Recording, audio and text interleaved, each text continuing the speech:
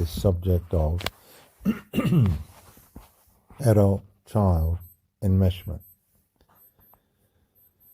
One of the ways in which this can be described is covert emotional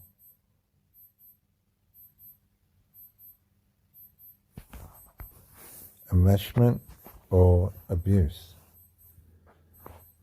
Now, I've had several experiences with this, and it seems to be prevalent throughout our societies, usually with, in most cases, from my experience, but not exclusive to, mothers and sons. Now, the origin of this and the way in which it forms is usually through an unhappy marriage, when the father and mother tend to be breaking down intimately within their relationship, where the relationship's starting to deteriorate terribly, and for whatever reason, the duration of this unhappiness has lasted to the point where the adult turns to the child for emotional supply that should really only be supplied by the adult partner or husband or wife. Now, the consequences of this are dire, both for the parent and the child, particularly emotionally for the child, because now the child's being trained to think that it can be in an intimate, as it were, relationship with the adult, and it becomes incestuous. It becomes emotionally incestuous in the sense that the parent now is invited and allowed and programming the child to believe that it's the source, primary source of emotional supply for the parent, particularly the mother. And therefore the mother then surrogately replaces the husband or the father or the boyfriend or whoever the person is with the child, with the young male child. And what happens is the child now is put in a position where it believes, whether it be conscious or subconscious, that it's now responsible to meet the mother's emotional needs. Now, as this thing breeds after its conception and the child becomes aware that there is a place that it's being allowed into within the mother's emotions that it shouldn't be, the mother also has a sense of satisfaction and belonging that has gone beyond the boundaries of a mother and son relationship. Now, it's something that is so prevalent in modern society that it also almost seems like a natural way in which mother-son relationships should develop and evolve. But what I've seen from my experience over and over again, the consequences of this kind of co-mutual relationship, as it were, are dire. Now, once conceived, don't underestimate the fact that the child becomes aware and very interested in, and almost builds a lust after the ability to come into the emotional place within the parent that it doesn't belong. It becomes an attraction. It becomes a place in which a bent form of satisfaction in the guise of what would be explained to be concern or the relationship of parent-child that has crossed boundaries far enough up to and sometimes beyond the place of emotional incest.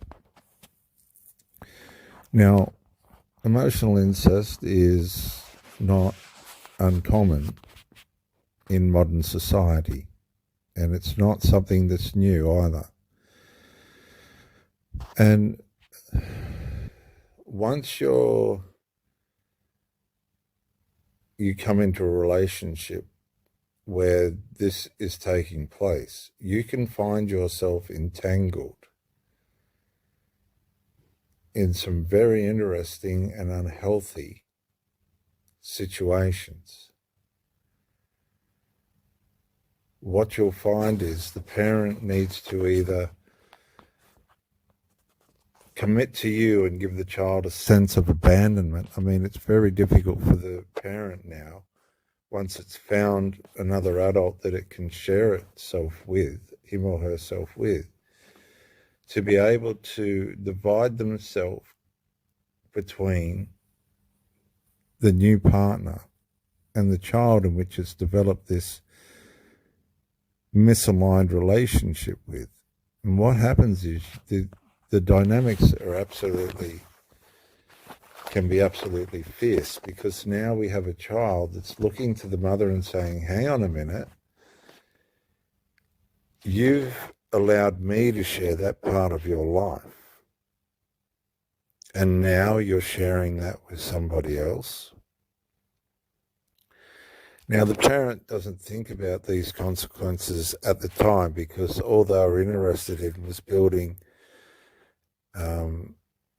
the so-called relationship with the adult child. Let's say adult child, because usually the formation of this happens over a series of years, where parents usually break up when their children are young teenagers, and the teenagers then find themselves in these situations, not conscious of it, of course, because they're programmed to think by nature of daily living that this is the normal way in which they are to grow up. And the bond between parent-child now becomes more than what it should be, and there's been permission for that to be able to happen, because both the mother's getting a need met through the new surrogate partner, which is the son, and the son's definitely aware that he's got some kind of need being met that's not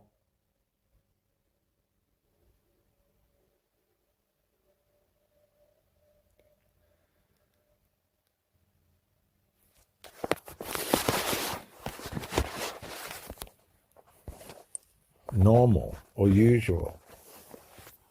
There's some excitement that comes with this, because he's being allowed into the private life of the parent, a place that really children do not belong, but this is prevalent.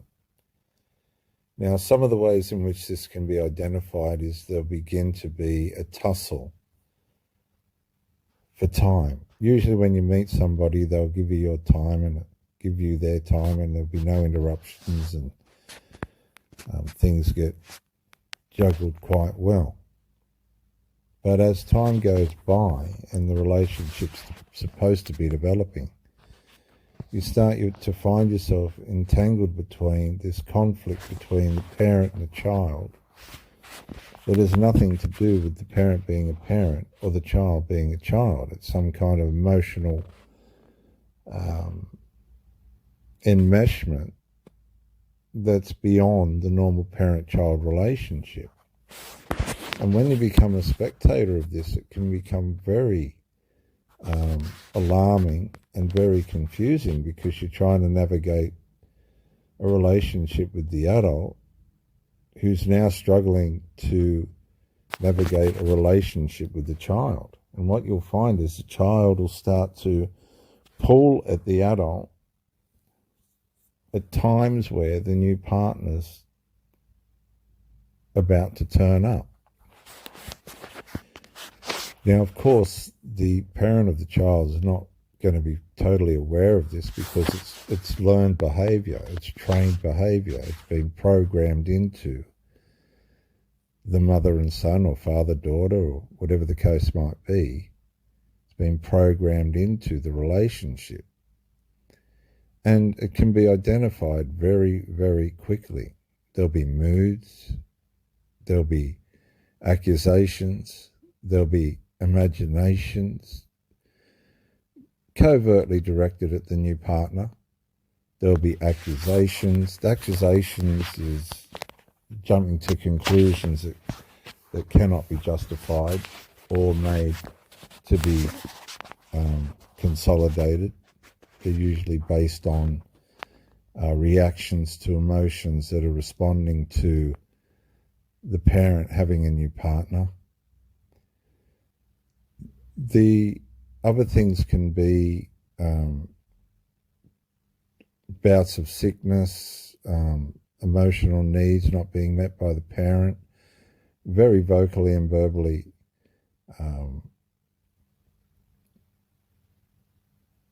made known. There can be episodes of control, episodes of manipulation, and without conscience in front of the new partner. There can be, and you'll see the parent trying to divide themselves between the new partner and the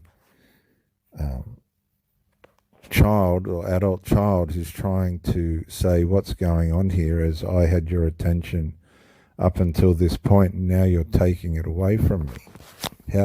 You're abandoning me. There's a sense of abandonment and a guilt that is tried to be, and shame projected upon the parent for having now replaced them with an adult from the outside.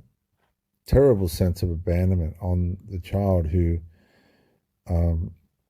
is now wondering where their supply is, because now the parent's trying to supply a new partner and drip feed the emotional incestual relationship that they've built with the child.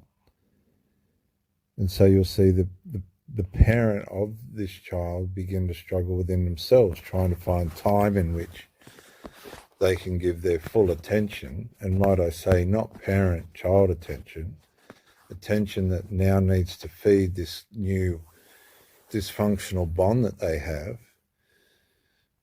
at the exclusion of the new partner. Now, the new partner may not necessarily be aware of this at the conception of the relationship, but I can assure you it will surface, and it's very, very ugly if it's there. Some examples of myself have been incredible. I've seen young boys peel wallpaper off the walls in protest of the parent having a new relationship with a partner.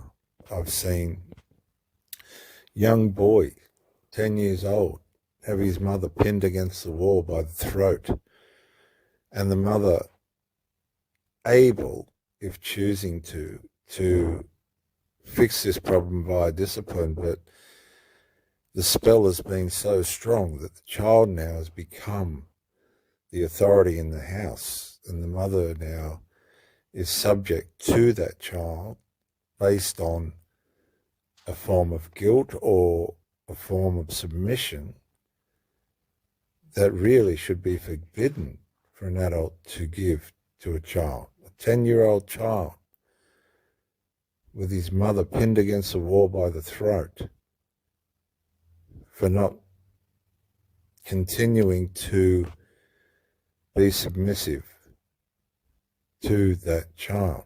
emotionally.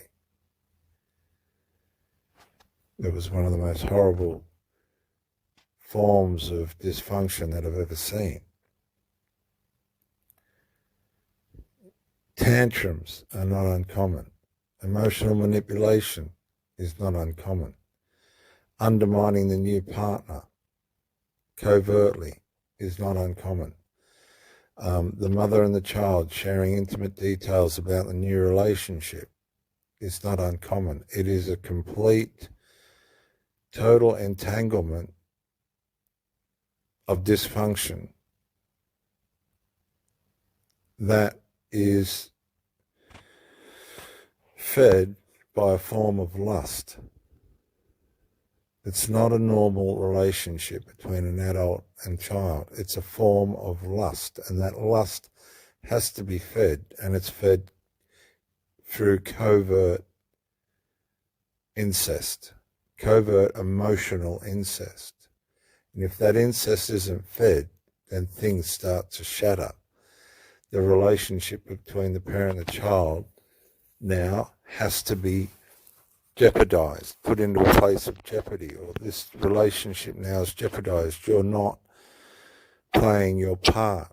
There becomes a struggle and a tussle, and there's only one person to blame, and that will be the new partner. Now, how does a parent without boundaries, these boundaries, combat that without being contradictory to the child that needs their lust fulfilled, their emotional incestual lust fulfilled? How does a parent manage that? Well, they try and divide their time,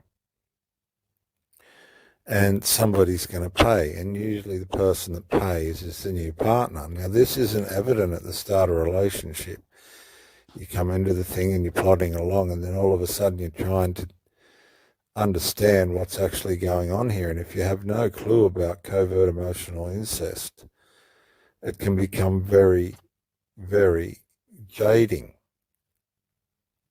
Your head starts to swim. You start to try and go along with the excuses of why this person isn't about, oh, I'm too tired, oh, I have this to do, oh, I have that to do.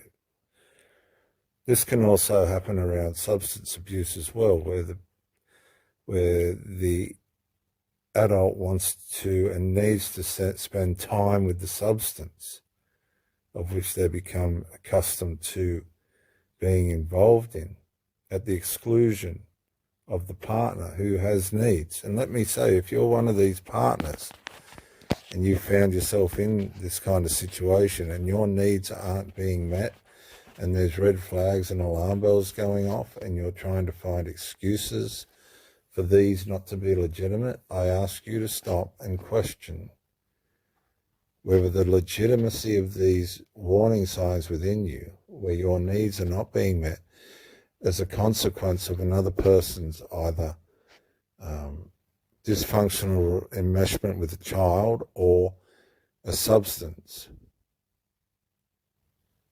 I need you to stop and ask yourself and search out the legitimacy of the feelings that you're experiencing, because these feelings aren't there for no reason. And it's not your job to cater for the negligence of somebody else due to their dysfunctions. You have to be real about this. You can't let your faithfulness and loyalty blind you from the situations that you're finding yourself confronted with.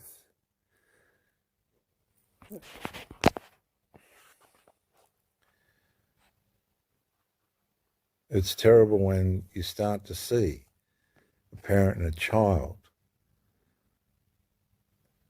crossing the lines emotionally, and they have no concept that this is a part of a relationship that they've formed out of the breakdown of an adult relationship. Children are too readily made available by the parents through this covert manipulation of allowing the child to come into a place that they are fully aware of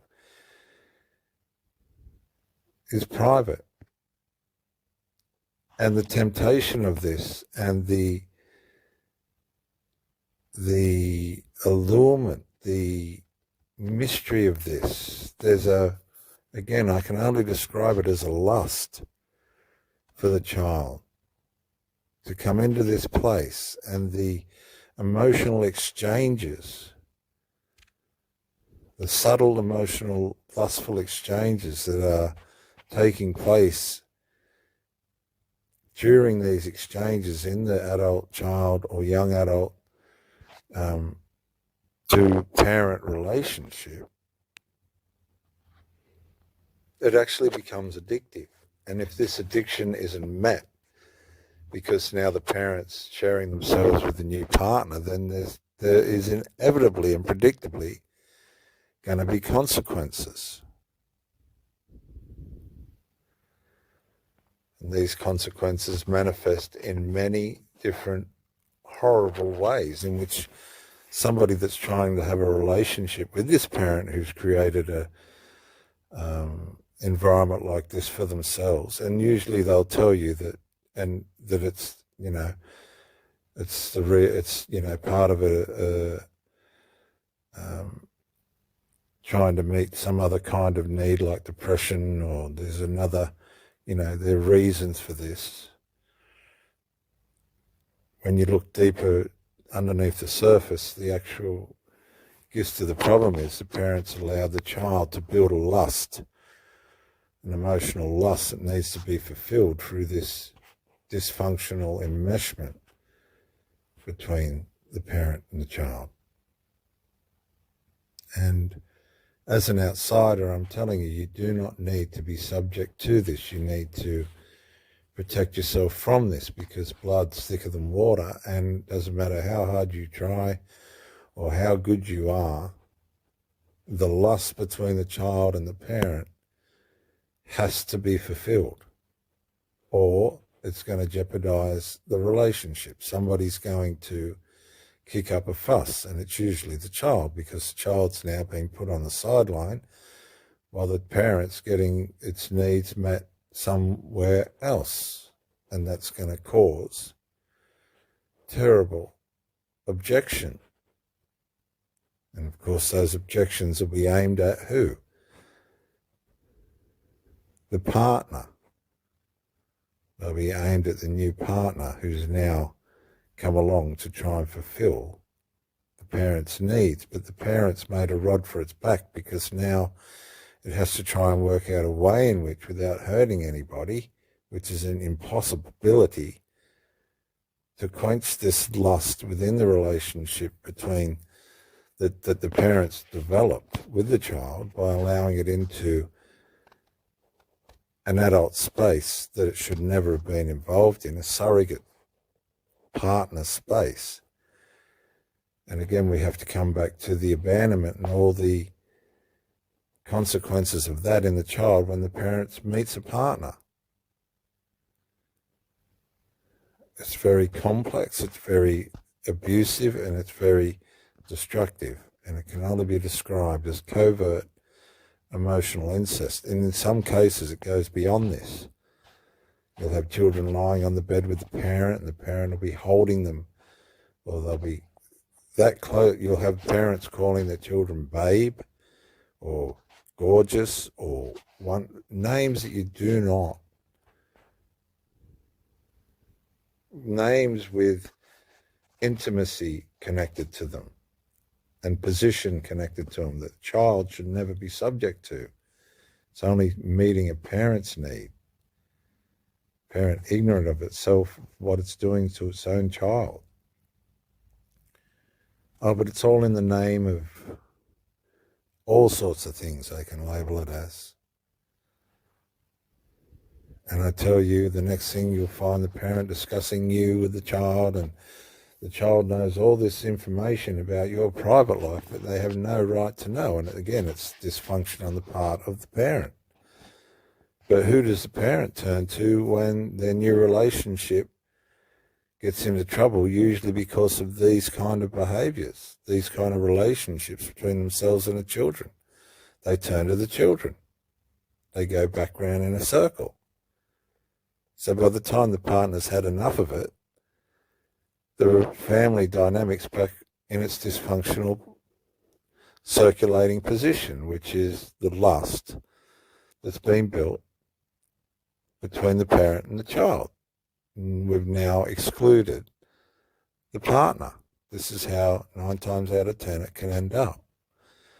Because the conflict between the parent and the child becomes so great, it's not worth the angst. It's not worth the breakdown. And you need to be aware of this. You need to know these signs.